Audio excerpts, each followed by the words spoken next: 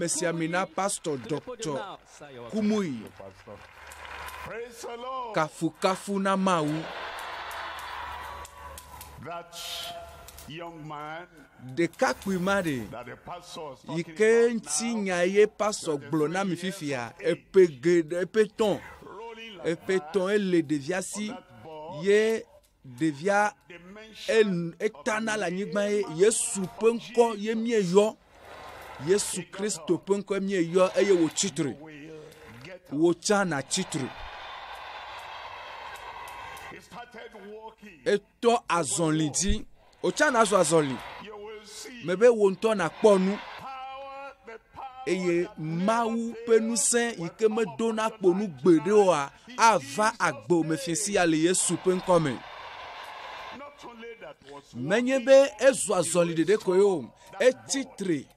Eye epuju.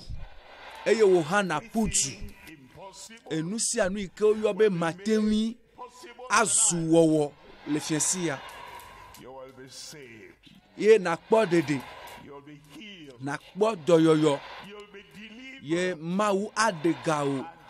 This day, Eye egbesia. a great Egbesia anye nu keke gan nukunu pe nu keke gan de le agbo mele Yesu pe nkome.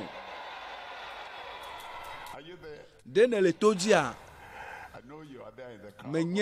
menye be ne le toji vo amebe de le toji na nukunu a ne sogbe na nukunu a fofo le Yesu pe nko triako ame. Well, thank you tonight. Nye de akpe na o le fiesi ya ye mie yira wo nko. Nye be na kpakple o la nu kata le bobwe. E ya nu chi ye mie va le nu se ike me do na kponu gbede ota. E ye me do gbeda be nu se ma ne dezon le agbe si agbe me le luvo si aluvo me le gbogbo si agbogbo me egbe ya le Yesu pe nko me. Miracles tonight. Nukunu o ne sogbo kpankpan le fiesi ya. Dede kpokpo pe nukunu. Doyoyo pe nukunu. Gadede pe nukunu. Amlima pe nukunu le agbesi agbeme. Apeto do peji le afia le radio adi le tepe vovovo ameyo le katata me to monu vovovo di le dusi adume le kopesi akope me wele agbesi agbeme le Yesu pe nkome. Mie kafu onko ye mie de akpe na o elabena mie nye bene wevom. Eye mia dometo de sia de mia ho mia to gome de ka le Yesu pe nkome. Mawu ne yira mi miatem a noanyi nye no nu pom to nu se ike me dona kponu gbede o. Nu blani kpokpo ike me dona kponu gbede o. Amen veve ike me dona kponu gbede o. Egbe a nye jibe mia ponu to hose ike me dona kponu gbede o. Eye esi ne ho apeto Yesu jisi.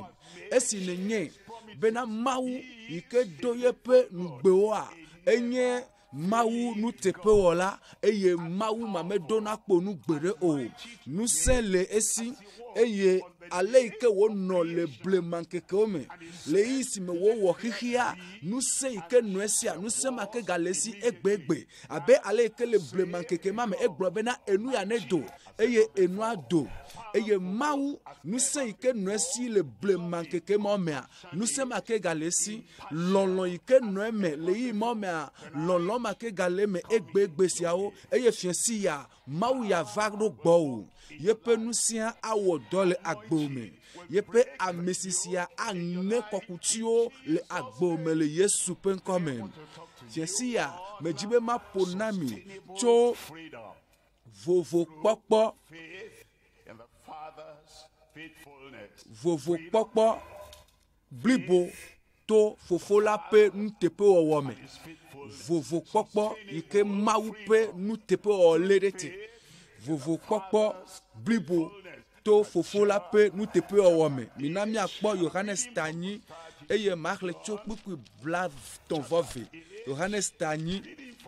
kpukpu blad ton vove le Yohanes pe agbaleta kpukpu blaton va velia meam eye mia jesi nyatepela eye nyatepela la wo mi ablo de viwo ewo na jesi nyatepe la kafi ne jibe na jesi tro atema nye le miti atome alo miti ewome va meye ne jesi nyatepe a yela wo ablo de vie ebe mia jesi nyatepe la mia jesi ebe wo na jesi nyatepe a na tema nye le miti atome lo alo miti wome ebe mia jesi nyatepe la eye nyatepe ke ne jesi a nyatepe awo ablo de vie to nu kamu na vocho enu ike adan ple kawa heva keke ya mea na kpo vovocho si me kafi ne wacho nu gbegble mava kafi ne wacho vevesese mava kafi ne wacho to madoma va kafi wacho aglan jeje madema wunchi kafi de wacho nouvon va kika kafi nouvon wacho nouvon va kika mere dolele menwanyi o eye satana pe e dolele poamea menwanyi o eye gbegble de ke menanyi o fuwa me de ke menwanyi o eye azon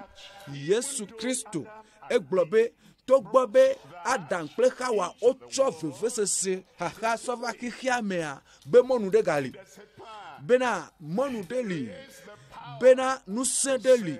bena wawo ablodevi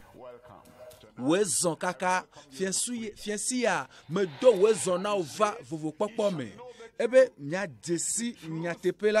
nyatepe yike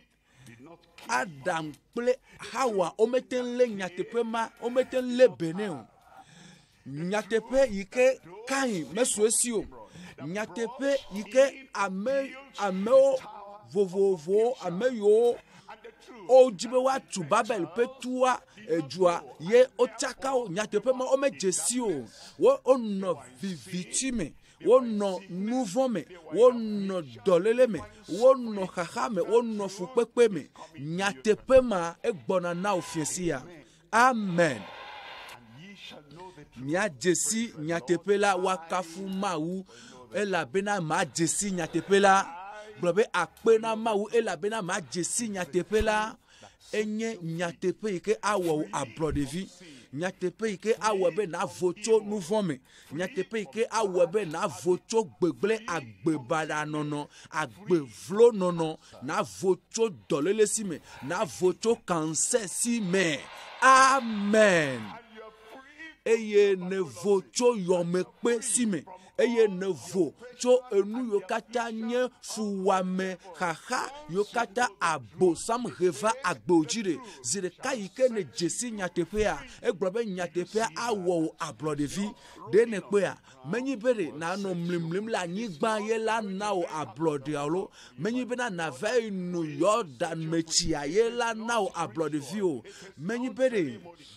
konu wo yo menyi be soleme konu wo ye o menyi be nu tuade la wo abrodevi o nyatepia ike le fa gbo ye nyatepe ike gede agbo me nyatepia ne gede me ozere kakwa nu von la todu ji eye ne nyatepia gede me wa dolele do la puju adogo eye apuju jo adogole agbo me eye me va fiesi ya be maglo na ojade kobenare enu iko hiabe na wori demona nyatepea na nyatepea gede me vivichi adogole mewo na nyatepea gede mewa nouveau adogo na nyatepea gede mewa dolele adogo na nyatepea gede mewa fupepe avudu adogole mole Yesu penkome nya jesi nyatepela eye mia jesi nyatepela eye mia jesi nyatepela eye nyatepela la wo mi ablodevio minami akpoku ki black tonvo Adelia le kuki black tonvo Adelia mea eyata ne vila wo mi ablodevio la ekema mia nye ablodevi va o dene se nyama fifia ebe gbade na nye ablodevi eye evelia ablodevi va ablodevi blibo ablodevi vava cho wo tadi kaka so ide wo afpovioji to wo gbogbome wo luvome wo susume wo nutilame na nye ablodevi vava fiensi ya yari towe la blobe fiensi ya tonyeye eka yiwo bla o da ɖe kɔsɔkɔsɔ yiwo lé o da ɖe nusẽ ma yi ke ɖu dzi o bla o da ɖe vivitsi ma yi ke tsɔ o dzi o eye wo ƒoxlã o eye enu vɔ̃ mɔ yiwo katã le agbo mea vovokpɔkpɔ va ɖo na o gblɔ be vovokpɔkpɔ va ɖo nam ablɔɖe va ɖo nam dziƒo ɖo kpe dzi na o lo eye ne gblẽ ta dziƒo ɖo kpe dzi na o eye nakpɔ eme vava aɖo kpe dzi le agbo me esime nado gbe ɖa eye nagblɔ amen mamlɛtɔa nakpɔ be ɖaseɖiɖi asɔ asi o le fiesi ya fika ɖaseɖi la le hã mele ɖaseɖi la ɖe dim la kɔ asi dzi me be ava me na nenema ava me na enu tɔn ye mi la kpɔ enu gbãtɔa ye nye gɔmeɖokpe vavãtɔ yi ke tso fofo la ƒe nuteƒe wɔwɔ me. Míaƒe dedienɔnɔ etɔ̃lia ye nye kelili vavã. Mina míakpɔ enu gbãtɔ. Ele nu ƒom tso gɔmeɖokpe vavãtɔ dzi. Ne nakpɔ vovo, ne nakpɔ dɔyɔyɔ, ne nakpɔ katutu, ne nakpɔ dɔyɔyɔ nukunu eye xɔxɔpli asu miasi eye nusẽ yi ke tuna kamea bena nusẽ ma ne wòage ɖe agbo me eye wòava wɔ nukunu ƒe dɔ le agbo me nukunu kpatakpata nukunu zeɖeka nukunu nusẽtɔ nukunu amlimatɔ le agbo me le míaƒe agbe mea ele bena míase gɔme fofo la ƒe nuteƒewɔwɔ elabena nenyea gɔmeɖokpe enu yi ke le míasi ƒe gɔmeɖokpe enu yiwo katã le míasiawo ƒe gɔmeɖokpea etso fofo la ƒe nuteƒewɔwɔ gbɔ ne ɖe menye nuteƒewɔla oa anye agblɔnya eye mawɔe o ne ɖe menye nuteƒewɔla oa anye be agblɔ be makɔ yi afi ma eye makɔ yi o elabena míaƒe Mawua enye nuteƒewɔla fofo la ƒe nuteƒewɔwɔ esia nye gɔmeɖokpea eya ye dzi ye míaɖo dzi ɖo eye fiasia Mawu ƒe nuteƒewɔwɔ ma aɖe ɖokui fia le agbo me le Yesu ƒe ŋkɔ me. Gɔmeɖokpe vavãtɔ, gɔmeɖokpe maʋamaʋã, gɔmeɖokpe yi ke ɖikeke aɖeke mele ŋuti o, gɔmeɖokpe yi ke like, gɔmeɖokpe mavɔmavɔ yi ke nye fofo la agbe fofo yi ke nye Mawu dziƒo ƒe Mawu esia ye nye Mawu yi ke nusẽwo katã le esi le agbo me elabena enye nuteƒewɔla ta enu sia nu yi ke wògblɔ nya sia nya yi ke wògblɔa ele wɔ ge awɔe le agbo me mebe ela wɔ le agbenye me gblẽ na ɖokui o elabena nuteƒewɔla ye wònye míaƒe xɔsia míetui ɖe gɔmeɖokpe kakaɖudzitɔ ma dzi yi ke nye Mawu nusẽwo katã toa yeƒe nuteƒewɔwɔ ka ɖe dzi bena fofo la ƒe nuteƒewɔwɔa ye nye gɔmeɖokpe na Salomo ƒe agbalẽ. Tablanyivɔ asieke kpukpui ebe dziƒo akafu wo nuteƒewɔwɔ kple wo nuteƒewɔwɔ tablanyivɔ asieke kpukpui atɔ̃lia mina míakpɔ kpukpui adelia kpukpui adrelia le vegbe me elabena ame ka le dziŋgɔŋɔli me de Yehowa nu eye ame ka sɔ kple Yehowa le Mawuwo ƒe viwo dome. Mekae sɔ kple Yehowa o, mekae sɔ kple dziƒovi la o, mekae ade míaƒe Mawu nu enye nuteƒewɔla ale gbegbe. bena ame aɖeke meli yi ke sɔgba kpli o, dɔla aɖeke meli yi ke sɔgba kpli o, eye amegbetɔ aɖeke meli le teƒe aɖe alo le dzidzime aɖe me yi ke wɔ nuteƒe abe míaƒe Mawu ene o. Le amegbetɔwo domea, ɖeke mewɔ nuteƒe abe míaƒe Mawu ene o. Kpukpui enyilia le vegbe me, ebe ŋɔdzi le Mawu nu ŋutɔ le ame kɔkɔewo ƒe aɖame. Mawu ŋɔdzi le ŋuti le ame kɔkɔewo ƒe aɖame, eye vɔvɔ̃ le enu na ame siwo katã ƒo xlãe la. Ele be míade bubu eŋuti, eye ele bena míase gɔme, bena esi wònye Mawu ta, eye enye Mawu enye nuteƒewɔla tso dzidzime yi ɖe dzidzime me, tso eyiyi yi ɖe eyiyi me, tso eƒe yi ɖe ƒe me. Mawu enye nuteƒewɔla le nuwo katã me. Esia ye nye gɔmeɖokpe yi ke dzi wòle bena míatu míaƒe xɔsia ɖo, eye nàgblɔ bena ɖe Mawu matem aka aʋatso, Mawu matem ado nukpemo, Mawu matem aŋlɔ be nya yiwo katã wògblɔ. Esi wògblɔe ta, ele dzi wɔ ge kokokokoko. Enu yi Mawu gblɔa, Mawu ƒe nuteƒewɔwɔa, ele na mi kaka ɖe dzi bena ne miedo ɣli yɔa, ne nu vɔ̃ la do ɣli yɔa la, atsɔ nu vɔ̃ ke nu vɔ̃ la, eye ne miedo ɣli yɔe le dɔnɔ ta la, ayɔ dɔnɔ la, eye ne miedo ɣli yɔe bena ne ɖega ame yi ke le babla tea aɖegae, eye alea wòava me fiesia, ava me na wo. Fi kae ne le hã, ava me na wo. Nukunu, gaɖeɖe, vovokpɔkpɔ blibo, egblɔ na mi le kpukpui asiekelia me le vegbe me. Yehowa, Mawu Zebaot, ame ka sese abe wo, Yehowa ene. Eye meka ye nate ma sɔsɔgba kple Mawu o. Atem aɖe agba ɖe kpekpe dzo, atem ahoto ɖe kpekpe ɖa le agbo me, yeƒe nusia kpe ale gbegbe, eye nusẽ le eŋuti, ebe Yehowa, Mawu Zebaot, ame ka sese abe wo, Yehowa ene, eye wo nuteƒewɔwɔ de to ɖe wo nuteƒewɔwɔ, eƒe nuteƒewɔwɔ ŋutia, ye ŋuti mieka ɖe dzi, ye mieɖo dzi ɖe ŋuti bena awɔe. Wo hwenua va ɖo, wo eyiyia va ɖo, gblɔ be nye game asu azɔ.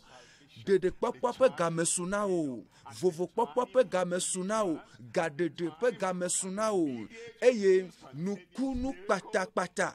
ƒe gamea esu na wo, eye nukunu ma ava me le agbo me. Gblɔ be nukunua ava me le agbenye me. Gblɔ be ava me le agbenye me. Konyifaha tatɔn, Yeremia ƒe konyifaha tatɔn, kpukpui blavevɔ etɔ̃lia, egblɔ bena ele yeye nudi sia nudi, Mawu ƒe nugbedodo katã, yeƒe dɔmetɔtrɔ, yeƒe nublanuikpɔkpɔ, yeƒe lɔlɔa, ewɔna yeye ŋdi sia ŋdi, ke bom ele yeye ŋdi sia ŋdi, eye wo amenuveve tri akɔ. Esia nye gɔmeɖokpea, eya dzie miexɔsi, eya ŋutie mieka ɖe dzi bena yeƒe ɖeɖekpɔkpɔa ele da ɖe, yeƒe dɔyɔyɔa ele asisɔƒe, eye yeƒe gatutua esɔgbe da ɖe na wo, eye eyi si me koe na woe nakɔ asi dzi ale koa, eye na he, eye wo asi yetsã yeƒe asi aɖiɖi, eye wo asi aka yeƒe amlima ƒe asia, eye nu yiwo ta ne le gbe dom ɖa ɖoa ava me na wo, me be ava me na wo. Ava me nam, ava me na me ke le to dzi le radioa gbɔ pipi la, elabena yeƒe amenuvevea tri akɔ. Fifia, leke matem atsaka gbakple Mawu nuso katã toa ƒe nuteƒewɔwɔ, ma branché, nu ke nye gɔmeɖokpea o. lekeye mawu pe the promise nugbedodoa pe dzi vava pe me vava nugbe yi ke wòdoa ne wòava me le agbenye me. Timoto pe agbale evelia tave. Timoto pe agbale evelia tave kpikpiwi asiekelia ele nu ƒom tso gɔmeɖokpe yi ke pe nya gblɔm mi le. Gɔmeɖokpe kakaɖodzitɔe, gɔmeɖokpe like. Fofo la pe nuteƒewɔwɔ pe gɔmeɖokpe yi ke like. Timoto pe agbale evelia tave kpikpiwi asiekelia gake la Mawu pe gɔmeɖo anyi sesia lia ke. Gbe sia gbe elia ke. Mawu pe gɔmeɖo anyi sesia lia ke. Esia yia Mawu pe gɔmeɖo anyi sesia lia ke. Mawu pe gɔmeɖo anyi sesia lia ke. Mawu pe gɔmeɖoɖo anyi sesia lia ke. Eye nutrenu sia li nɛ. Nutrenua ne se gɔmea le amegbetɔwo ƒe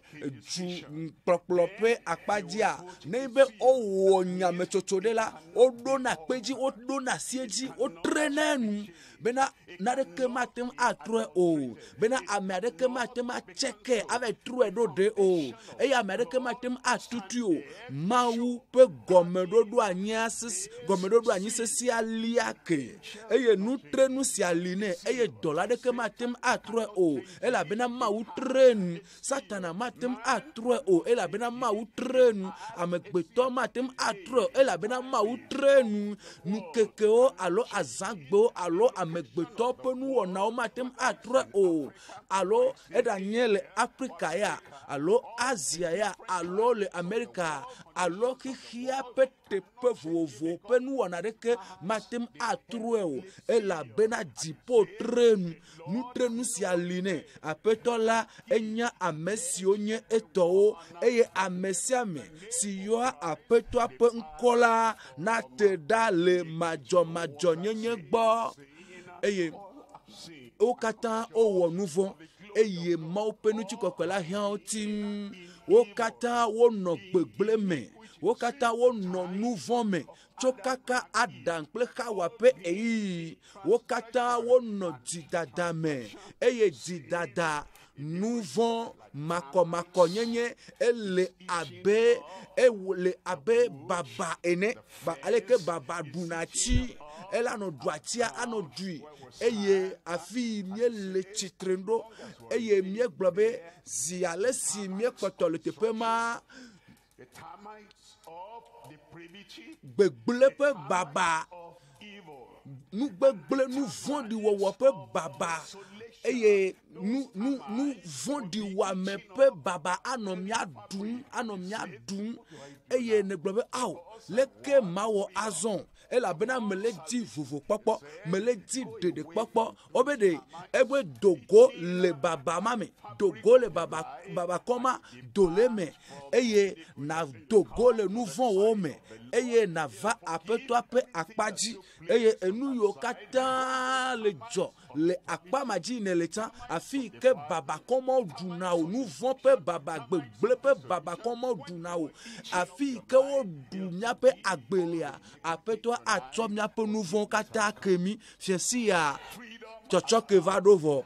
fiesi ya vovokpɔkpɔ va ɖo vɔ eye egblɔ bena ebe vovototo anɔ wo gbakple vovototo ɖe age ɖe agbo yi ke le fifia gbakple tsãtɔ me tsã yi ke gbegblẽ le agbo me elabena azɔ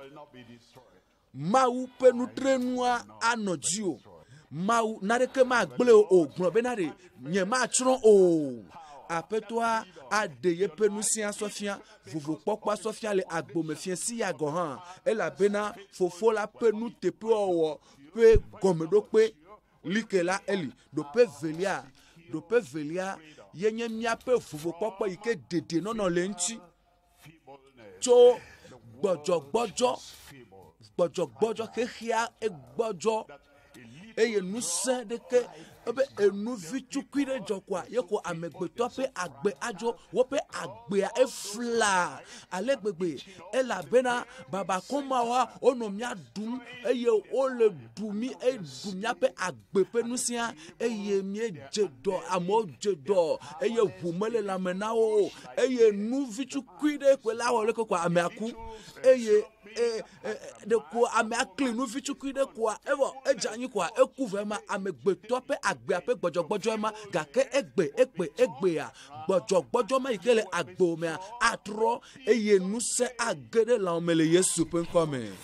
míaƒe vovokpɔkpɔ yi ke dedienɔnɔ le ŋuti Yesu na mi vovokpɔkpɔ elabena egblɔ bena ne vi la wɔ mi ablɔɖeviwo la mianye ablɔɖevi vavãwo eye ena dedienɔnɔ ena mi dedienɔnɔ le vovokpɔkpɔ ma ŋuti eye ela tɔe na wo egbe eye wòayi edzi le kɔsiɖa me wòayi edzi le dzinu ya me wòayi edzi le dzinu yi ke gbɔna me eye dedienɔnɔ ma vovokpɔkpɔ ma anɔ mewo ɖaa eye nanɔ sesẽ ɖe eye nanɔ dedie eye aƒetɔa ana wo dedienɔnɔ le vovokpɔkpɔ yi ke wòna wo la me na masɔe fia o le psalumo ƒe agbalẽta 105 kpukpui blatɔ̃ andre ekplɔ wo dzoe kple klosalo kple sika eye ame kudoe aɖeke menɔ woƒe toawo me o. Aƒetɔa gblɔ be ɖe mitsɔ alẽvi ɖe alẽvi ma ɖe ye axɔ ɖe mia teƒe alẽvi ma ye miatsɔ wɔ vɔsa alẽvi ma alɔ miaƒe kuxiwo katã dzo eye wozã alẽvia ƒe ʋu ɖe woƒe ʋɔtrutiwo ŋuti wozã alẽvia ƒe ʋu ɖe aƒe yiwo me wole aƒe ʋɔtrutiwo ŋuti eye nekpɔ ʋɔtrutia ye nye tametɔa yi ke le tame na si ʋua ɖe ati tametɔ ma ŋuti eye emiame kple ɖusimetɔ na zã ʋua ɖewo ŋuti ema koe eye esime eku ƒe dɔ la ava yina ebe ne mekpɔ ʋua la mato mia ŋuti ava yi enuma ŋuti ye Yohanes gblɔ be ɖe ŋkeke velia yi ke wòkpɔ Yesu gbɔna eto asi Yesu eye wole fia Yesu ɖo la gblɔ bena kpɔ ɖa Mawu ƒe alẽvia ye nye si menye be amegbetɔ ƒe alẽvi o lo vɔa Mawu ƒe alẽvi menye be alẽvi yi ke ne va ple le asime yo lo vɔa Mawu ƒe alẽvi menye be lã yi ke wo ŋutɔ ne nyi le gbɔ le aƒe me yo lo vɔa Mawu ƒe alẽvia menye be anyigbadzi ƒe alẽvi o lo vɔa enye alẽvi yi ke tso dziƒo alẽvi ma ye tsɔ xexea me ƒe nu vɔ katã dzo yi eye ne le xɔe si ne le xɔ ʋua dzi si ne le xɔ Yesu Kristo ƒe ʋua dzi si elabena Yesu Kristo ye nye vɔsa mamlɛtɔ elabena Yesu Kristo ye nye vɔsa mamlɛtɔ ye esi Yesu Kristo ye nye Mawu ƒe alẽvi nuteƒewɔla yi ke fofo la dɔ ɖo ɖa ne le xɔe si ne le xɔ ʋua dzi si bena ʋu ma ɖeɖe ko su na yea eʋu ma akɔkɔ dogo le wò kluvi nyenye me. Amen. Yesu ƒe ʋua aɖe wò dogo le agbenɔnɔma yi ke ɖu dzi o wɔ wò kluvi eye ne dzi be yeadogo le me do kpoa egbe anye azãgbe ma anye nukeke yi ke vuvokpɔkpɔ ava na wo le Yesu ƒe ŋkɔ me. Ekplɔ wo dogoe wo gaƒoƒoa de azɔ wo gameasu azɔ akplɔ wo dzoe akplɔ dogo le viviti me akplɔ dogo le ɖiƒoƒo me akplɔ dogo le tsɔtsrɔ̃ me akplɔ dogo le fɔbubu me akplɔ dogo le fɔbubu mavɔmavɔ me akplɔ dogo egbe ekplɔ wo dogo ekplɔ wo dzoe kple klosalo kple sika mehia be nasɔna ɖe be yava ɖu le mɔdzi o lo mana age so dziƒo nɔ na ɖu nunana atso dziƒo na o Mawu ƒe enuwɔna Mawu ƒe nusẽa atrɔ ahedada azu kesinɔtɔnyenye nenya amena ne le gblẽ amen gãtɔ yi ke na gblɔa ye la he mɔkpɔkpɔ gãtɔ ava na o ne amenua ede dzia ye la nye Mawu ƒe enuwɔna ƒe edidede hã le agbo me aha gblɔ amen gã ɖe la metsa gblɔtɔ nya amen. Ekplɔ wo dogo kple sika klosalo kple sika eye amekudo aɖeke menɔ woƒe toawo me o eye amekudo aɖeke menɔ woƒe toawo me o. Nu kake dzɔ le ŋutilãwo me ye wɔe be ne gbɔdzɔ eye nu sia ɖeke megale agbewo me o eye ne le ku kple agbedome fiesi ya aƒetɔ akɔkɔ do le numa me. The sickness, the oppression, Wo dɔlélewo, teteɖeanyiwo, vevesesewo, tsakatsakawo bla wo da ɖe eye ne fa vi gbe sia gbea aƒetɔ atutu wo aɖatiwo o ne le hun ɖem eye ne le veve sem be o nu ka ta me va gbea me ɖo o ne me dzo va vo aɖe nu ka ŋuti wo va dzim le teƒe ya o nɔvi wo ŋugbledede gɔ hã atrɔ enuwo atrɔ aƒetɔa ƒe ŋusẽ Mawu ƒe ŋusẽ Mawu ƒe ŋuti kɔkɔe xɔse yi ke medona kpo nu gbeɖe oa ahe vovokpɔkpɔ amlimetɔ va agbewo me tso fiesi ya gɔ hã dzi le Yesu ƒe ŋkɔ me. Ele gblɔ bena eye ame kudo aɖeke menɔ woƒe toawo me o. Ame kudo ɖevi kudo aɖeke menɔ wo dome o. Sɔhe kudo aɖeke menɔ wo dome o. Ame tsitsi kudo aɖeke menɔ wo dome o. Subɔla kudo aɖeke menɔ wo dome o. Xɔsetɔ kudo aɖeke menɔ wo dome. Ame yiwo xɔ aƒetɔa dzi se eye woxɔ Mawu ƒe gbeƒãɖeɖe dzi se. Mawu atrɔ aƒetɔa atrɔ gbɔdzɔgbɔdzɔ ɖe sia ɖe le agbo me fiesi ya le Yesu ƒe ŋkɔ me. Mina miakpɔ Psalumo 109 eye makpɔ kpukpui 20 Psalumo 109 mina miakpɔ kpukpui 20 eɖo yeƒe nya la ɖa eɖo yeƒe nya la ɖa le se gɔmea esime Mawu dza wɔ xixe sia enuwo katã le ploplo eye eɣe menɔ anyi o eɣe menɔ yame o eye dzinu menɔ anyi le zã me o eye atiaƒu menɔ anyi o tsi menɔ anyi o eye anyigba like aɖeke menɔ anyi o eye akpavi aɖeke menɔ anyi o elã aɖeke menɔ anyi o egbe aɖeke meto o ye Mawu mehiã be wòava anyigba ya dzi le ŋutilã me gota leke eye ava yi nɔ do ati ava yi do gbewo. Mawu meva le ŋutilã me aleke eye wòva kudo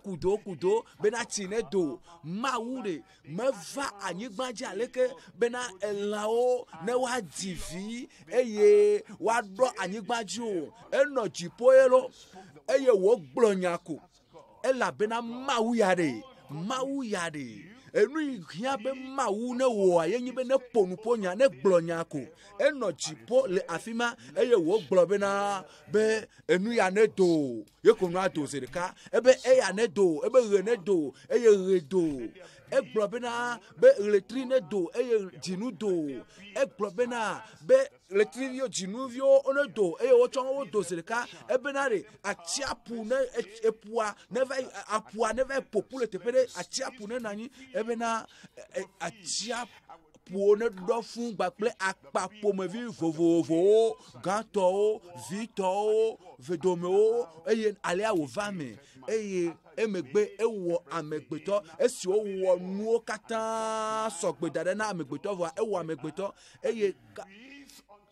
Mawu me amegbetɔ eye wòtsɔ yeƒe gbɔgbɔ sɔ de amegbetɔ me esɔ yeƒe gbɔgbɔ de amegbetɔ me ne Mawu ƒe gbɔgbɔ ma ele mía me yeƒe gbɔgbɔ ma le mía me enye xɔse ƒe gbɔgbɔ enye ame gɔmedzedzetɔ yi ke Mawu wɔ agbegbɔgbɔ ma yi ke nɔ emea enye xɔse ƒe agbegbɔgbɔ eye gbɔgbɔ ma Mawu ne faa eye nyatima yi ke Mawu wɔ eye Mawu egbugbɔ wɔ amegbetɔ eye ŋusẽ ma etsɔe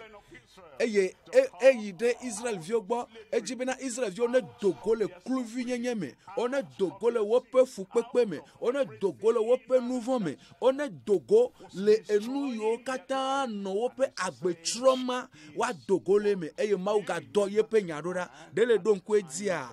ne donku nutuma le Yesu pe eyi nutuma va Yesu gbo eye wo gblo na Yesu bena be nye dochola epe lame gble eye ele pe funto gbogbo von le nyamamto eye Yesu gbobe nyela me gbona be na mayodo enu twa gbobe awo me hia be na defu na dokyo fofua eno jipo eye wo ponpo egblonya eye yepe nya yike wo gblo anu se nti alegbegbe eye nusia webe nu yokata kpomielea enu ova me Yesu me hia be na va penyemolo no afi kenelea eye na gblonya de peko eye nye dochola pe lame ase eye alia wo vame eye alia cha wa vame la gbome ma gblonya de kako fofola le fiesia agblonya eye oya na senya eye nya yo kata wa gbloa avame la agbome ela bena edo yepenyada edo yepenyada eye wo yodowo edo yepenyalada wo yodowo edo yepenyada ye wo gbugbo wo enu yo kata dokpole nu chila omea mawu penya ikenu sele ntia agbugbo nu mo awole nu chila omele Yesu penkome ne elabena wocho ocho afide na o obena nukuvi wa pe megbedo me amele dowo miero alonde megale nku wa nti o yenti nku wa megale nu pomo nu ikeme sogbele nu chila omewa ma upe nukunu awe na o eye nukuma ike gba na wa akponu eye plibo ma ike le o dare megate zona na titre e na so azonli eye enu yo kata ko webena o agbewa egbojo kekem eye nu de ke megale tepele agbomo agbewa apeto agblonya le fiancia eye batterie wa charge agedeme eye ne charge gede batterie wa me na pobe agbe atrovana o ela bena trotro yeye avagbo me fiancia le Yesu penkome edo yepe nyada eye wo yodowo eye wo de wo cho wo pehweme ede wo cho wo pehweme ehe wo cho wo pehwe la me ava me na o mebe ava me na o Petro pe agbalegbanto tave Petro pe agbalegbanto tave mina ne mi akpopupu blave vo enelia eglobe amesi amesi cho miape nouveau echo miape nouveau ekoko miape nouveau edro de rokuti ela bena de laye wonye eku yike olebe waku fon bubu mayike le miomiadia edro ede yento dokuti amesi cho miape nouveau dade yento penuti landi mienya esimeye na jibe na dro agbande na koko agbande agban osogbo olebe o de kema eve ton ene aton aden eye ne va pote okata wodeka eye wonton le lagbagba jebe ya lo kekem zirika la come eye o esine nya megbetota eye ne nye nutu eye ne nye nyon ne nye de kakpita o do metodo agban o do metodo age eye na lagbagba jebe na ya tro koko ikege akakala be ya ko ikege bubu ma gage eye wonton metelo kekem lomo voa Yesu ya de blibo nous se blibo de le Yesu si nous nya blibo de le Yesu si eye yepe vosa enye vosa ike le blibo nu yo kata nu von wo kata re Yesu lo kata o dometore kema ge o dometore kema do le Yesu pe asimo fiensi ya Yesu a lo nu von wo kata joe e la bena le edro le yento do kwiti amesi cho miape nouveau dade yen tope nuti landi heide atitokanu ela bena atitoka ikenti Yesu Kristo kudode menyibe gakpo pe atisogayo enye ati pe atitoga eyata ebe bena bena mi amesio kuna nuvon la nyano agbehe na jojo nyenye azon agere agbome nyatepia awo ablodevi anawo totoke anawo ablode eye nazu de kakpu yeye de tugbu yeye nutu yeye nonu yeye anazu ame yeye chofiensi adi le Yesu penkome eye egblobe ebe kafi ne wa wu anyati anua eglobe na amesi pe kabio yodomila amesi pe kabio yodomila eyodo ye pe kabio yodo meka Yesu pe kabia yodo ha mebe meka Yesu pe kabio yodo ha o le hodo yoyo ma wu yodo o alele ma fibro ma epu ejo eye vevesese ma ebu gbijigbi eye numa ike de ton kuvi mena le ton kuvi mena ye nu popo zo agban na wa enuma kata wo jo eye vevesese ike le ayiku wa me a ejo eye agbama dolele ma ejo eye chape aw eklo levem la chape eglo eye ne jeti eye jipo arde si chimada le agbome eye nusianu anu petepe le Yesu penkome amesi pe kabiwo yodomila amesi pe kabio yodomi kuki bravo atonlia le kuki bravo atonlia me e la bena miele abe alenta trao enem ke azon la mi trova mia pe luvo pe kplola kple dikpola la gbo trogbo nyachiema na trogbo va na glo apeto fiensi ya me trogbo apeto fiensi ya me trogbo eye ne le trogbo va fiensi ya la nu chief papa agere agbome mebe jijo alikele agbome dede popo yike dikeke adeke manontiu dede popo yike nye dede popo vava ye wonto na sele dokiomea dede popo ma avana o vovo popo ablode nyenye ablode na po vovo chonu yokata adan plekawa o reva ya mea na vocho simele Yesu penkome vovo popo ma so asio le Yesu penkome enu tonlia yenye enu tonlia yenye yepe dome totro like to yepe hose yike odole jiame hose like yike na dole Yesu ji esi ne va apeto agbofiensi ya apeto etrona dome anyo dome na o adati ode atutu okekenjo vevese o ade odale agbome nuvo o kata acho soke o eye apetoa ade babla ma ikele agbome adejo ne wonyame chocho bena nyemaga ya ko nyemaga ya chanko nyemaga ko ela bena nuka numa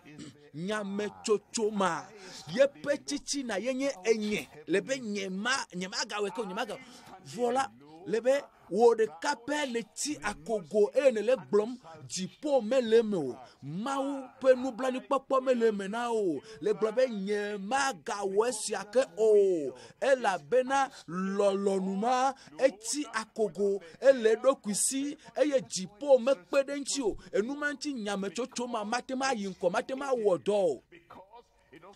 ela bena pekde nutore kemele si o ela bena le globe nye maweya nye magaweya ko mawodo voa dipo pekpere nu avana ofiesia dipo pe honame avana o le fiesia minami akpo dowo wo ta eve pupi blane vo de kelia dowo wo ta eve pipi blane vo de kelia azon amesi o khoye pe nyala mekenye amema owe esi nele sinyaya eye nele glo amen gbagbe ma lebe amen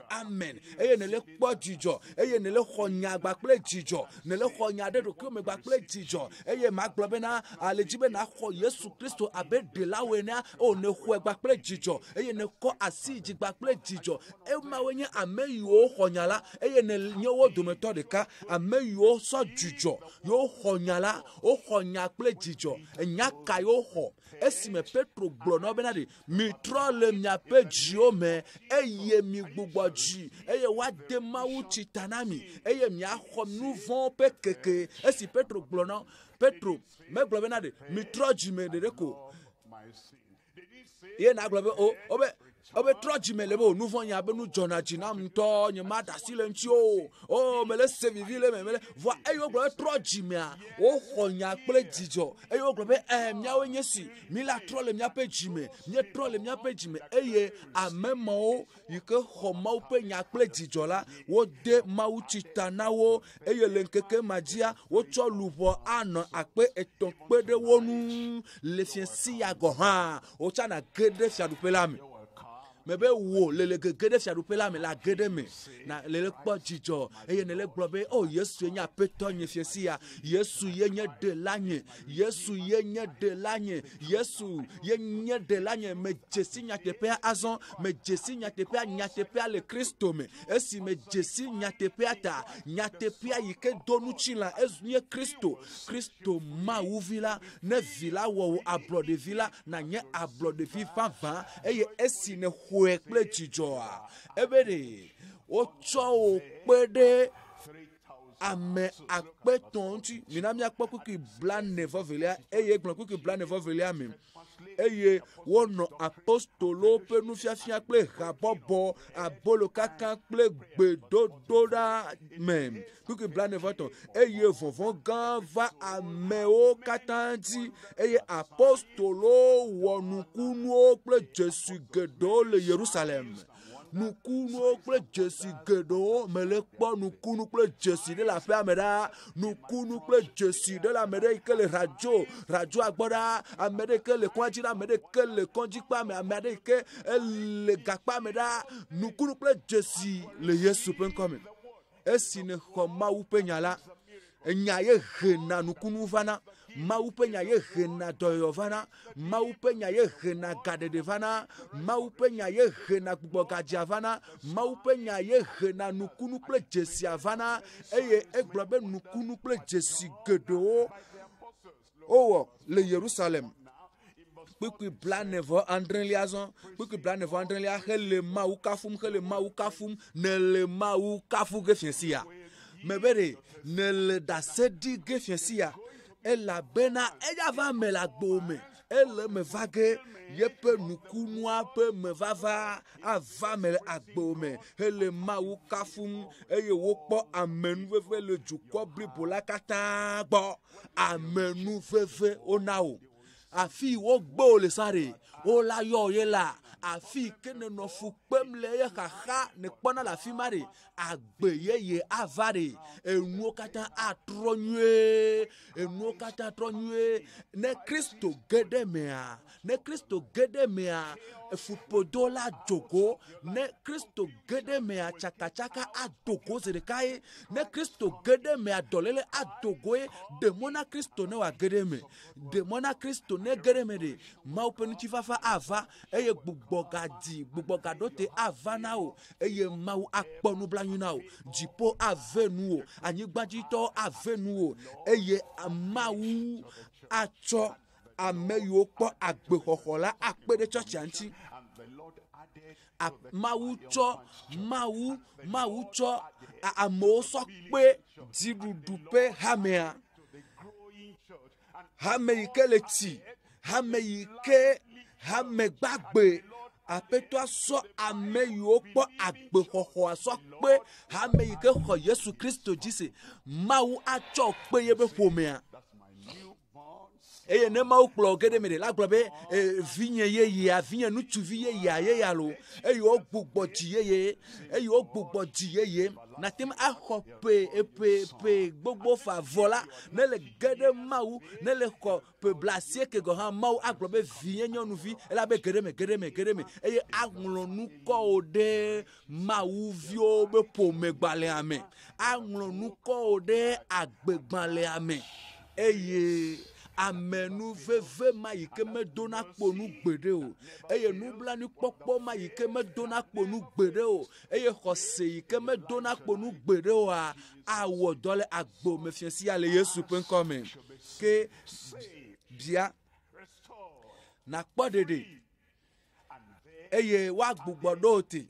eye woatuka wo eye woatsɔ kpe ɖe Mawu be ƒomea ŋuti. Ƒome hatsotso ve li, Mawu be ƒome li. Ema nye ame yiwo yi wole dziƒo eye Satana be ƒome tsã li. Ema enye ame yiwo la kplɔ Satana ɖo ayi ɖe afi yim Satana le sɔ yi ɖe mavɔmavɔ mea. Wa nye manɔ Satana be ƒome me o. Le gblɔ nya ma na ɖokuiwo vivia. Gblɔ be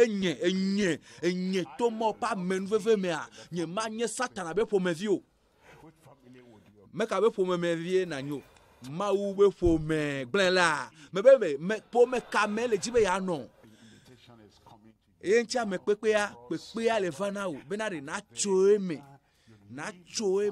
eye nadogo le vivitsi be ƒome ma nadogo le eme. Nuvɔlawo be ƒomea dogo le eme. Aglãdzelawo be ƒomea dogo le eme. Gɔdzelawo be ƒomea, nuvɔwɔlawo be ƒome, agbe badabadanɔlawo be ƒomea dogo le eme eye nadogo le Satana be ƒome me eye nagblɔ be kpɔ azɔ la menye Kristo tɔ, menye Mawu tɔ, Yesu ye nye ɖela nye, Yesu ye nye aƒetɔ nye eye azɔ meva egbɔ. Meva Yesu gbɔ eye Yesu gblɔ bena ɖe ame yi ke ava gbɔnye la nye matsɔe ƒu gbe o, nye magbe o. Ame sia ame yi ke ayɔ aƒetɔa ƒe ŋkɔ la akpɔ ɖeɖe. Aƒetɔ Yesu awɔ atu na wo le yebe ƒomea me.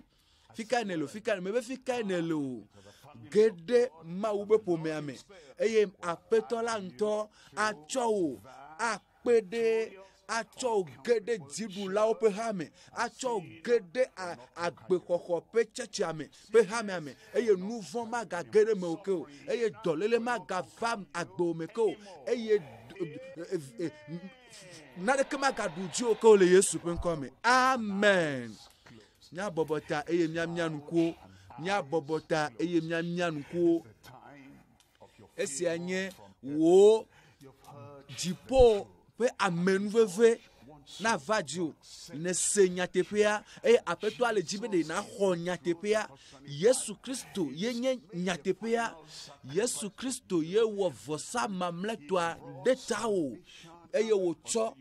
ɖeɖekpɔkpɔ va na wo. Etsɔ vovokpɔkpɔ vɛ na wo. Bɔbɔta eye na mia nuku ne le di ɖeɖekpɔkpɔ ya tso aƒetɔa gbɔ, ne le di ɖeɖekpɔkpɔ tsɔtsɔke ya tso Mawu gbɔ, ne le di bena ɖe Mawu ne na ye vovo. Mekafi ke ne lo nakɔ asiwo yi dzi akpe na Mawu ne yra wo ya kaka. Mawu ne yra wo kɔ asi ma yi dzi, elabena ɖe mɔnukpɔkpɔ ya ma deƒu o. Mɔnukpɔkpɔ ya yi ke Kristo le na wo. Vovokpɔkpɔ, tsɔtsɔke, xɔxɔ, ɖeɖekpɔkpɔ elabena Yesu Kristo xe fia le tawo na wo ɖeɖekpɔkpɔ kɔ asi ma yi dzi ewo ke le radio jivea eye ne le se mɔnya ya fifi la afi sia afi ke ne le ye Mawu ƒe kpekpe le va Mawu le kpe o ebena ɖe na dzesi nyateƒea eye nyateƒea awɔ wo ablɔɖevi. Kɔ asi dzi ne le kɔ asi dzia mekafi ne lo tsitre na Yesu ene tsitre na eye nagblɔ be Yesu tɔ eme nye azɔ lo. Nye maganɔ Satana be ƒomea me ko, nye meganye Satana be ƒome me vi o. Medogo le Satana be ƒomea me, medogo le xaxa yawo me, medogo le fɔ bubu ya me, medogo le me eye nakɔ asi wo dzi na tsitre eye ne tsitrea le gblɔ be me le dzi vuvokpɔkpɔ ma ewo yi ke le radioa gbɔ, ewo yi ke le ekɔdzikpa me, ewo yi ke le aƒea me, ewo yi ke le tsɔtsikpa me, ewo yi ke le teƒe vovovo yi ke miele ye miele nusemɔ vovovowo gbɔ mi le nya ya se ma ɖeɖekpɔkpɔ ya ele va na mi tsitre eye nakɔ asi wo dzi eye na tsitre Mawu ne yra o eye ke ne tsitrea deko na mia nuku eye nagblɔ be aƒetɔ me va ɖo. Yesu me dogo le nuvɔnyewo me. Yesu me dogo le nukpegbenya, nukpena nuwo me dogo le wo me dogo le agbebadanɔnɔ nya me. Ema ɖe enye dzimetɔtrɔ dzimetɔtrɔ metrɔ le nu yawo katã le wo me enu yawo katã me wɔna tsã la me dogo le wo me eye mele di be wò amenuveve ne ge ɖe agbenye me mele di be wò tsɔtsɔke ne ge ɖe agbenye me eye mele di wò ɖeɖekpɔkpɔ mele di be natrɔ aɖo gbogboa aɖo ŋuti bena ŋutifafa ne ge ɖe agbenye me Yesu akpe na wo Yesu akpe na wo Yesu akpe na wo mexɔ wò nya kple dzidzɔ mese wò nya eye mexɔe kple dzidzɔ mexɔe se be ne ku le tanye le Calvary ƒe atitsoga ŋuti eye mexɔe se mekpɔ ɖeɖe mexɔe se be wotsɔ nu vɔ nyewo kem mexɔe se be mezu ablɔɖevi mado gbe ɖa le tawò azɔ asiwa nenɔ dzi nenema afi ne tsitre lea fofo le Yesu ƒe ŋkɔ tri akɔa me miede akpe na wo fofo nuteƒewɔla ye nenye eye ame sia ame yi ke ayɔ wò Yesu ƒe ŋkɔ la matsɔe aƒu gbe wo katã yi ke tsitre pipi la le teƒe vovovowo kɔ woƒe asi yi dzi wodo go le woƒe nu vɔ̃wo me wodo go le woƒe vidziwo me wodo go le woƒe nu vɔ̃ɖiwo me wodo go le woƒe agbe ƒe nu ƒoɖiwo me eye wova gbɔ aƒetɔ xɔ wo dzro tsɔ woƒe nu vɔ̃wo ke wo dzro eye naɖe wo na wo vovo akpe na aƒetɔ elabena mienye be matem ado kponu o wò nya kple wò nugbedodo matem age dze anyigba o le be ame sia ame yi ke ayɔ aƒetɔa ƒe ŋkɔ la akpɔ ɖeɖe na be wò ɖeɖekpɔkpɔ wò xɔxɔ ne ge ɖe woƒe agbe me ɖeɖekpɔkpɔ kplikpa ɖeɖekpɔkpɔ blibo ne ge ɖe woƒe agbe me aƒetɔ akpe na wo elabena mienye be ne wɔe vɔ le Yesu ƒe ŋkɔ me miedo gbe ɖa le Mawu ne yra wò kaka Mawu ne yra wò Mawu ne yra wò Mawu ne gayira wò ke elabena ne wɔ nyametsotso vevietɔ wu le agbea me eye megakpɔ nu anyi o mabia tso gbɔwo bena natsɔ alɔme kaƒomɔviwoa natsɔ kaƒomɔwoa eye nage ɖe message me nage ɖe WhatsApp me eye naŋlɔ ŋkɔwo kpakple kaƒomɔ dzesiwoa eye natsɔ awɔ message natem awɔ vocal natem awɔ message asɔ ŋlɔ ɖo ɖe 93 04 38 38 allo 92 32 00 06 allo bla cheke vɔtɔn na ɖe ko kple ne bla tɔn vɔ nyi allo bla cheke vɔ ve bla tɔn vɔ ve na ɖe ko kple ade na ŋlɔ ŋkɔwo kple kaƒomɔ dzesiwa ele vevie bena kafu na Mawu wo dɔyɔyɔ ƒe gameasu nukunu gblɔ be nukunu kple dzesi eye mia dzesi nyateƒe la me be wo na dzesi nyateƒea azɔ ne dzesi nyateƒea me be ɖe ne dzesi nyateƒea hã nyateƒea yi ke nye be Yesu ye nye miaƒe ɖela nyateƒea yi ke nye be Yesu ye nye miaƒe dɔyɔla nyateƒea yi ke gblɔ bena Yesu ye nye miaƒe katula Yesu Kristo ma do kponu o nyateƒea nyadzesi nyateƒe la eye nyateƒe ma ye la wɔwɔ ablɔɖevi nyateƒea ye la wɔwɔ ablɔɖevi menyi be avifafa yo lo menyi be mimli le anyigba yo lo menyi be ɖe sese le lãmewa yo lo nyateƒea yi ke ne dzesia nyateƒea ye la va awɔ ablɔɖevi ne zu ablɔɖevi fiasia gblɔ be mezu ablɔɖevi fiasia eyi si me miado gbe ɖa ye miayɔ Yesu ƒe ŋkɔa nukɔ ma awɔ ablɔɖevi eye esi me na se miagblɔ amen mamlɛtɔ amen na egɔme bena ɖe alia ye wòanɔ nam alia ye wòava me nam eva me nam eye ava me le agbo me le Yesu ƒe ŋkɔ me gblɔ be aƒetɔ me xɔe se gblɔ be aƒetɔ me xɔe se gblɔ be aƒetɔ me xɔe se wayira nutsuma wayira nyɔnuma yi ke xɔe se elabena ava me nɛ le ale yi ke wogblɔ nɛ nu enya si wogblɔ nɛa ava me nɛ tututu nenema kɔ asi ɖeka yi dzi nakɔ asi ɖeka yi dzi wo yi ke le aƒea me wo yi ke le radio jivea oui que le radio agbo ye ne le senya ne le zoom ji ne le telegram ji te pe wo vo yi ke miele nya ya sem na kwasi de kaji ye nya te pe alava atuka wa ablo de vi kwasi aiji eye na so veli adare afi ke veve se alena fi ke dolele ale atro asi veli adare afi ma fofo le Yesu pen come nye jesi nya te pe ne do nya roda eye ne yodowo eye amekudu areke meno wo peto o domo apeto me do gbera bena wo nya egede me azon wo nya egede jukwa do me azon ne redoyoyo ve na mesiame ne regade de ve na amesiame eye me do gbera bena wo nya ne wonukunu ple jesi na mesiame le Yesu pen come to wo pe taji kaka so de wo pe afogome wo pe nu chila pe te pere pepe ememe to aya gota to aya eyo pona ya eyo la fide da apeto me do gbera be wo nu sengala ne wo do le agbesi agbeme le disi adime le nu chila meme le Yesu pen come apeto me do gbera be do pe doyoyo pe nukunu ati do pe gadede pe nukunu aji me do gbera be fibro ma doko le Yesu pen come me do gbera be vu sisi doma vu ma ne cho le Yesu pen come dolele ma ike nye susu me pe dolele ya ame ale chadaba me ba daba pe dolele ma ne note ike nye enu tete akloluya enye ekpoya enye zogbuya me do gbera be nu tete ma ne jo le Yesu pen come vu sisi doma vu pe dudo pe doma ne cho le Yesu pen come yo me pe khodoyo le Yesu pen come wo cancer khodoyo le Yesu pen come wo ikenye abile dome khodoyo le Yesu pen come gbogbo voma ikele fuwo mo me desina wo gbogbo fon doko le Yesu pen come